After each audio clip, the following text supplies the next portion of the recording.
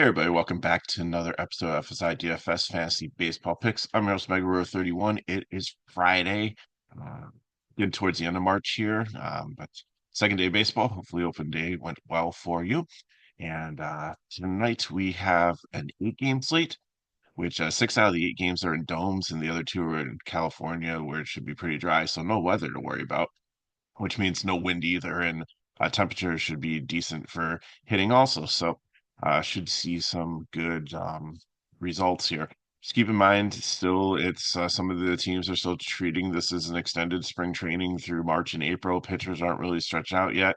You don't have really like high price pitchers on the slate. Like the highest ones are in the high 9K range instead of up in like the 10K range and above. So lots of decent pitching options, lots of decent options for offense. So let's just go through and break down the slate.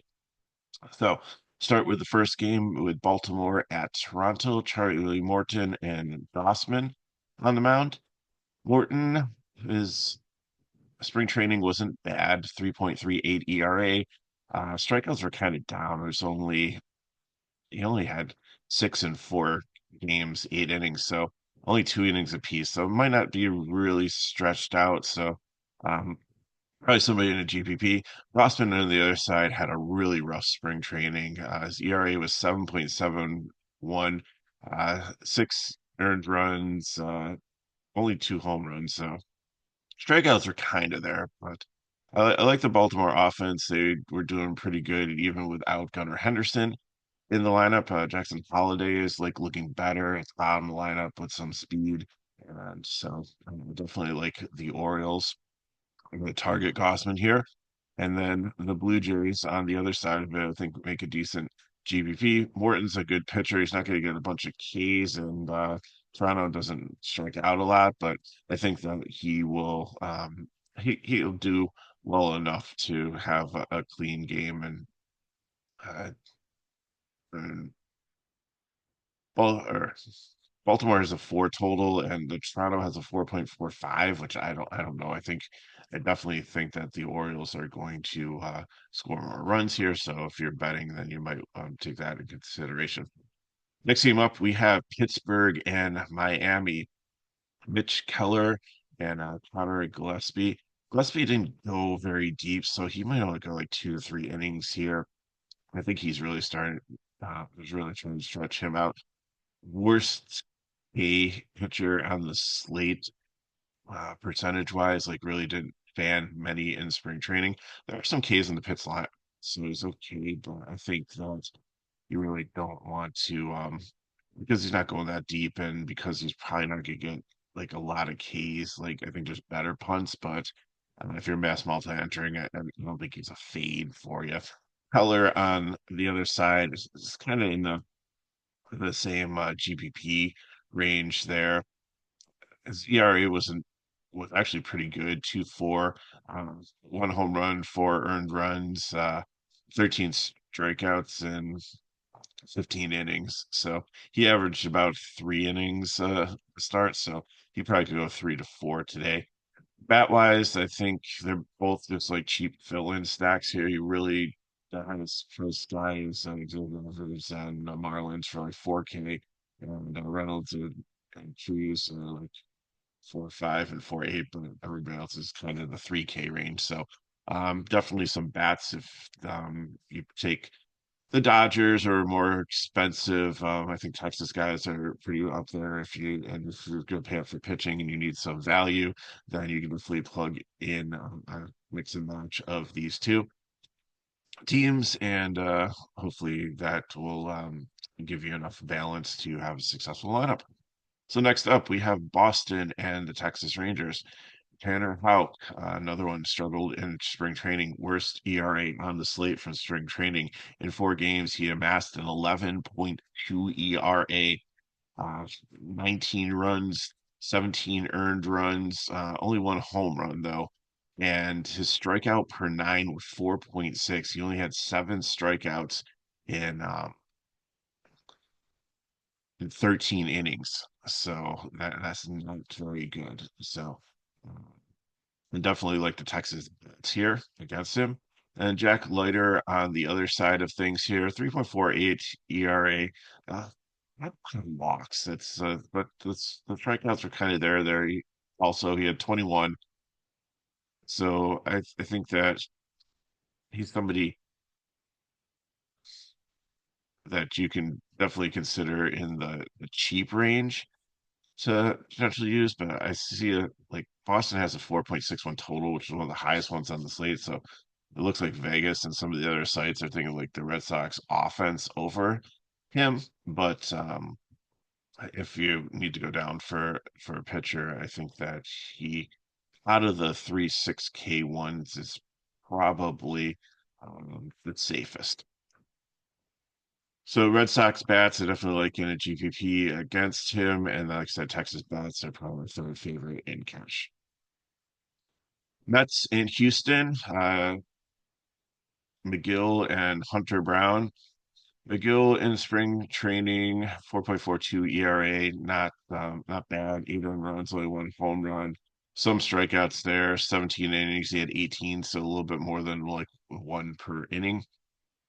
And Houston, they had a lot of strikeouts, but yesterday they actually came alive and actually looked good, and they put up I think like 7 runs. So uh, I was kind of fearful losing Bregman and Tucker from that lineup, but it looks like some of the replacements might not be as bad as I thought. Like Christian Walker didn't have much of a spring training, and Curtis was good in Tampa Bay, and Cam Smith is one to watch as a rising young talent. So McGill, I think you can. He's the cheapest pitcher on the slate. I have no problem like playing him as a punt SP2. I don't think you need to go down that low. I think there's still the pricing isn't. Besides like Otani, you don't really have like a ton of like high priced unless you're trying to stack all the Dodgers studs. Then I don't think you need to go there, but it is an option for you if need be. I think it's more of a GPP one than cash, but I think you can still probably sneak out like anywhere from a dozen to 15 DK points for you. And again, like pitchers are not going to go that deep, and it's still a little bit rusty and stuff. So like, why pay up for a pitcher that's going to go 3 innings and 9K range unless you think it's a great strikeout matchup? And they're going to have like clean innings. They're probably not going to get the win. They're probably not going to get quality start on FanDuel. Like I don't think anybody's going to get there for like the next couple weeks and go through the 6 innings. So so why not just pay 6K? It's like kind of like punting goalie if you play DFS soccer. And then Hunter Brown on the other side is starting to come along. High prospect for them. 5 ERA, 7 earned runs, no home runs though, so it wasn't a power issue. Strikeouts were kind of there about one per, a little bit more than one per inning, so definitely formidable. But I think out of the higher salary ones that he's kind of lumped with, I think he'd be down towards the bottom if I'm playing in cash. But no objection. The Mets average in strikeouts, like top of lineup's good, the bottom is not.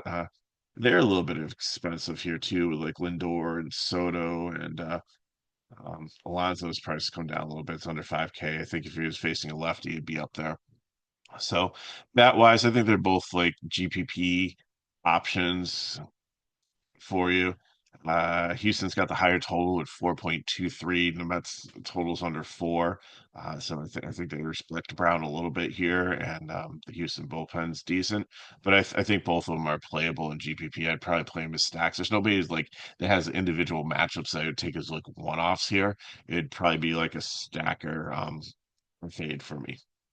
Next up, we have Chicago Cubs and Arizona Diamondbacks. In Arizona, Cubs have a 4 total, and Arizona 4.45. You have James Tyon and Merrill Kelly. Tyon went only 3 starts in 10 innings, has 6.75 ERA, so there's definitely another person that we can target. He gave up 5 home runs. That in only 3 games in 10 innings, 5 home runs. So that's something definitely to be concerned about. The strikeouts were there though, amazingly. In the 10 innings, he had 12. So his K per nine is the third highest on the slate behind Cease and surprisingly also Gossman. So it's like seems like these pitchers are like boom or bust. It's like in NASCAR, it's like checkers or wreckers. There's like no stream. You're either giving up the long ball or you're fanning them. So it's like a reverse Joey Gallo syndrome or something. Well, anyways, where are we going in this game? I don't think I'm playing Tyon. Kelly on the other side, 4.7 ERA, 3 home runs, 11 strikeouts, and so he had like a 9.4. So that's not bad. I think I'm okay with that. Yeah, I guess this Cub team, well, they scored a couple runs in Japan series, and I think that they have some decent pieces to their offense, but I like them better at home, obviously, with that power factor. I think that's kind of what they're built for. So Cubs, you can definitely stack in a GPP versus Kelly, or they're actually my fourth favorite, like in cash, because they're relatively cheap. They're not too bad, especially I like some of the guys towards the like Bush in the middle of the lineup there at 4K is a good value. Um, Holder coming back from injury should be okay, but Crow Armstrong at 3.8, if you just need like a one-off in outfield at 3.8, has speed and power, and I think that he's going to be a good player. Shaw, the rookie at third base at 3.5. Amaya, the catcher, had an amazing spring training. He was hitting over 400. So like the bottom of that lineup, again, if you need a little bit of value, I think that you can definitely use to stack with some teams. And then Arizona side of it, second favorite stack against Tyon, who's obviously got a power problem. A little bit expensive at the top of a couple 5K guys, but then everybody else is in the 4K range. Nailor's high 4K, but you can definitely make it work. And Suarez had an amazing spring. He was hitting almost 500. Um, very, very good there. So 1 through 5, definitely like McCarthy's got the split. I'm fine with him. Bottom lineup, if you need to mix them in, no objection either, but I'd probably stick to like the 1 through 5 or 1 through 6 batters for stacking Arizona. Next up, we have the Atlanta Braves and the San Diego Padres, a 7.5 total. It looks like it's going to be a pitching matchup. Lopez and Cease both did well in spring training. Both offenses struggled a little bit, especially Atlanta. They lost Acuna, and of course, like you really they didn't see like their full force lineup too much. They had some other like platoon and minor league guys mixed in there. They were trying to kick the tires on. So again, it's spring training, so you can't read too much into it. But I just like to kind of use it as a reference point early on in the season. So Lopez, 2.08 ERA, lowest one on the slate here. Really good. 4 games, 13 innings, no home runs, only 3 runs given up, but he only had 5 strikeouts. So it's kind of low. And the San Diego's usually has a decent plate discipline. So I think that I mean, there might be some K's there, but I like Cease on the other side of the game, obviously. Uh, 5 innings went 19, so much more stretched out, almost 4 innings to start there. 2 home runs, 7 earned runs, so his ERA was still 3.26, so it's not bad. But he had the highest K per nine at 12.1, so definitely someone to um, consider for a cash pitcher. I think just like racing wise and stretch out, I like Yamamoto and Castillo a little bit better. Just so Castillo's got a great matchup and is cheaper and saves you some money. And Yamamoto is already pitched in a regular season game in Japan and looked decent. So you kind of there's a known commodity there. Bat wise, I think Cease is going to be kind of popular, probably.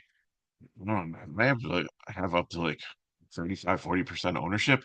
So I think that Atlanta definitely becomes a leverage stack if the ownership's going to be that high on him. And then the San Diego, that's I think in a GPP against Lopez. Because I do really respect Lopez and what he can do. Athletics, where there was forget where they're playing this. They're eventually getting to Vegas, and there's someplace still in California, but it doesn't matter. Uh, they don't even have a team like a city name. They're just called the Athletics every place here. So the formerly Oakland Athletics take on the Seattle Mariners, who are still in Seattle. Yes. Jeffrey Springs, I got from Tampa Bay, I believe.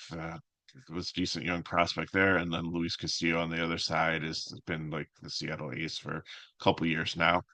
Castillo looked good in spring training, 3 ERA, 6 earned runs, 3 home runs. Strikeouts were down, only had 11, but I'm really not too concerned about that because the A's definitely with this lineup have strikeouts in it, and he is a strikeout pitcher, so we know I don't think he like forgot how to throw strikeouts. Obviously, he wasn't struggling. Let me just look at the walks quick. He only had 5, so that's not bad at all because one of the lower walk rates in spring training too. So I think he'll be fine. I definitely like him as consider if you're not going for Yamamoto, probably your option for SP1 in your cash slates. If you're not going Cease either. So between those three, I think that's where you want to start for your pay-up pitcher. The Springs on the other side here, I don't mind as the top mid-range guy. Seattle had a ton of strikeouts in spring training. Like with most of them were like in the double digits. Some of them I think were up close to like 20, which is pretty high for only playing the amount of spring training games that they had. So it's definitely, something that you can target with a pitcher. And Springs had good control and everything. His ERA is 4.42, but he went 18 innings. So he went about 3 to 4. He went longer, but like 20 strikeouts is one of the highest ones on the board here.